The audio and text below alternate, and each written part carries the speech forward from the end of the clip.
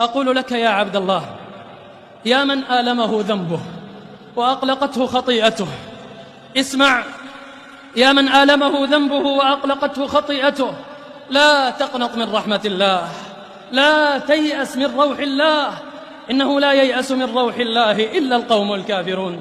اسمع يا من استكثر ذنوبه واستثقل معاصيه، اسمع لنداء الملك الكريم الغني حين يناديك: يا ابن آدم لو بلغت ذنوبك عنان السماء ثم استغفرتني غفرت لك ولا أبالي. بل اسمع يا عبد الله لهذا الذنب الشنيع العظيم الذي تكاد السماوات يتفطرن منه وتنشق الأرض وتخر الجبال هدا حينما زعم النصارى أن عيسى هو ابن الله، أن عيسى هو ابن الله. تعالى الله عما يقولون علوا كبيرا. ومع ذلك قالوا هذه القولة الشنيعة، ومع ذلك يدعوهم ربهم ويحضهم على التوبة ويعدهم بالمغفرة، فيقول الله عز وجل لهم بعد إبطال ما ادعوه، يقول: أفلا يتوبون إلى الله؟ أليس أنا وأنت من باب أولى أيها المسلم؟ هذا النداء إذا وجه للنصارى وقالوا هذا القول، أليس أنا وأنت من باب أولى؟ أفلا يتوبون إلى الله ويستغفرونه والله غفور رحيم.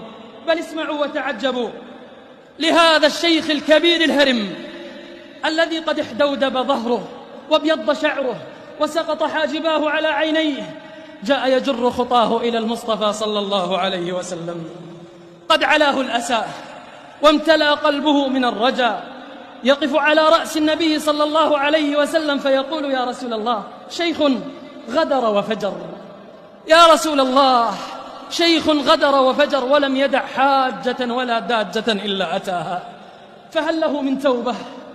هل له من توبة؟ فقال له النبي صلى الله عليه وسلم: أسلمت؟ أأسلمت؟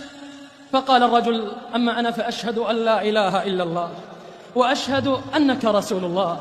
فقال له النبي صلى الله عليه وسلم: تفعل الخيرات وتترك المنكرات فيجعلهن الله لك خيرات كلهن. تفعل الخيرات، تترك المنكرات، تترك السيئات، فيجعلهن الله لك حسنات كلهن. فلما سمع ذلك الرجل قال: يا رسول الله، وغدراتي وفجراتي، وغدراتي وفجراتي. قال: نعم. يقول له النبي صلى الله عليه وسلم: نعم، أن يغفرها الله عز وجل لك. فقال الرجل: الله أكبر، الله أكبر، لا إله إلا الله. فأدبر يكبر ويهلل من شدة فرحه.